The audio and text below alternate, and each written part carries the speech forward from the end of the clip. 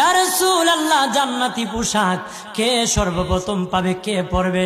নবী বলেন, আয়েশা রে, জান্নাতি পোশাক সর্বপ্রথম আমি রাসূলুল্লাহ পাবো, কিন্তু আমি নবী সর্বপ্রথম পরব না।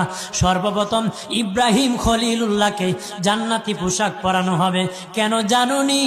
ইব্রাহিম নবীকে নমরুদের আগুনে যখন ফেলে দেওয়া হয়েছিল, দুনিয়ার সব ছেড়ে দিয়েছিল, বাড়ি ছেড়ে দিয়েছিল, সম্পদ ছেড়ে দিয়েছিল, মা বাবা ছেড়ে দিয়েছিল, এমনকি গায়ের জামা যখন খুলে নে, ইব্রাহিম কয়েক কাপড় ছেড়ে দিতে পারি, আমার আসমানের মালিককে ছেড়ে দিতে পারি না। ওই দিন আল্লাহ ইব্রাহিমের সাথে অঙ্গীকার করেছিল, ইব্রাহিম আজকে তোমাকে সকলের সামনে উলঙ্গ করে লজ্জায় ফেলে দিয়েছি ইব্রাহিম, তারপরে তুমি আমাকে ছাড়ো নাই। আমি কিয়ামতের দিন সকলের সামনে মুসলমান, বেঈমান, কাফের, নাস্তিক যারা তোমাকে উলঙ্গ করেছিল, তাদের সামনে আমি আল্লাহ আনুষ্ঠানিকভাবে তোমাকে কাপড় পরায়া দিব।